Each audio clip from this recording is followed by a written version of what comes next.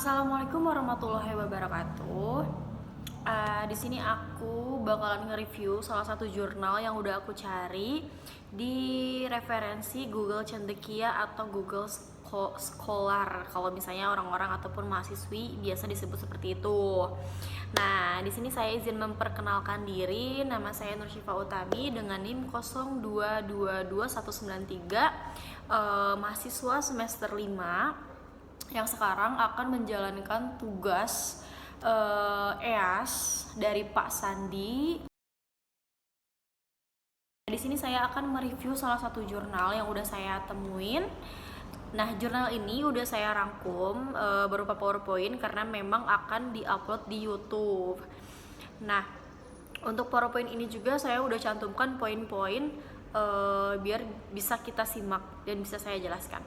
Nah, PowerPoint-nya itu saya bakalan jelaskan sekarang. Judul yang udah saya masukkan di PowerPoint, Strategi Peningkatan Kualitas Manajemen Sumber Daya Manusia di Perusahaan Tinjauan Teoritis. Nah, pentingnya sumber daya manusia itu ada faktor kunci dan kualitas dan keberhasilan.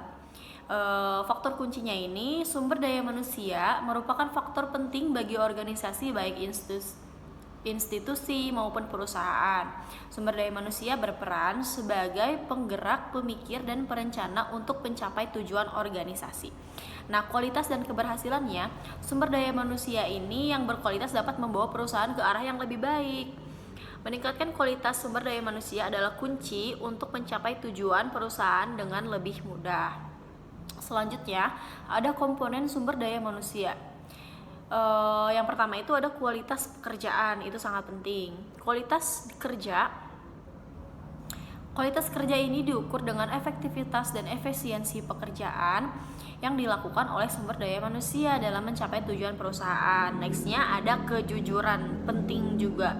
Kejujuran dalam bekerja sangat penting dan membawa dampak positif bagi kehidupan dan kemajuan perusahaan. Kehadiran, karena kehadiran ini adalah sikap disiplin. Kehadiran karyawan adalah kewajiban yang harus dilakukan kecuali ada hal-hal penting yang dapat dipertanggungjawabkan ataupun mungkin berupa alasan.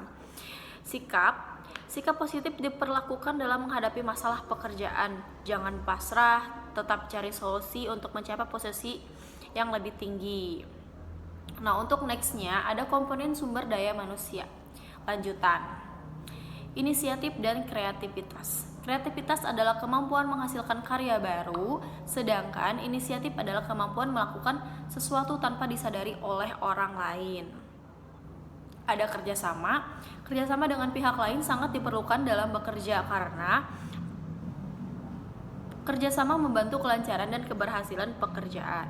Keandalan dalam menjaga pekerjaan berarti mampu menjalani kepatuhan terhadap prinsip-prinsip moral dan etika kerja, serta menjaga kejujuran dan keikhlasan hati.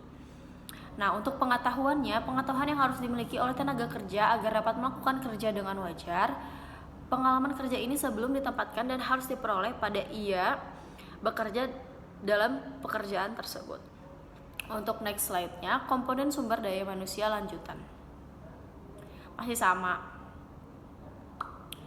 Nah, untuk selanjutnya ada tanggung jawab. Tanggung jawab berarti menyelesaikan masalah dengan bijaksana dan bertanggung jawab atas kesalahan yang diperbuat. Ada pemanfaatan waktu. Waktu adalah aset tak kasat mata yang sulit dikendalikan, sehingga harus dimanfaatkan dengan efisien. Nah, di sini ada strategi peningkatan kualitas SDM atau sumber daya manusia. Ada 5 poin yang udah dirangkum. Yang pertama, memberikan kesempatan. Yang kedua, memberikan penghargaan. Yang ketiga, program pelatihan. Yang keempat, ada forum diskusi. Yang kelima, ada evaluasi berkala. Nah, ini penjelasannya bisa kalian baca aja di PowerPoint ini. Nah, selanjutnya, pentingnya pengembangan SDM. Jadi, pengembangan sumber daya manusia itu sangat penting.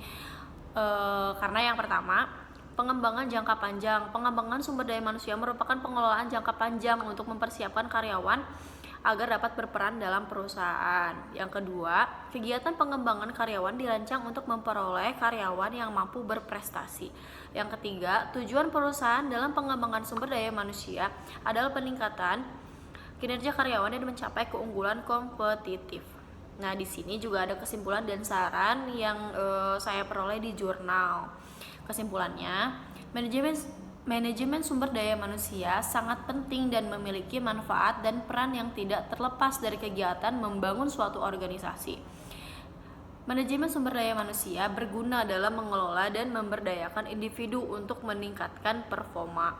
Nah, di sini ada sarannya juga. Perusahaan perlu melakukan pengelolaan tenaga kerja dengan baik, memberikan pelatihan, pendidikan, dan pengajaran untuk meningkatkan performa. Manajer harus membangun relasi yang baik dengan karyawan dan pihak luar perusahaan untuk menambah wawasan dan meningkatkan soft skill karyawan. Nah, mungkin itu saja penjelasan yang udah saya rangkum di salah satu jurnal yang udah saya cari di referensi Google Scholar ataupun biasa dibilang Google Cendekia yang udah saya rangkum di PowerPoint. Semoga Bapak bisa berkenan dan menerima video saya untuk menyelesaikan tugas EAS di semester 5. Terima kasih.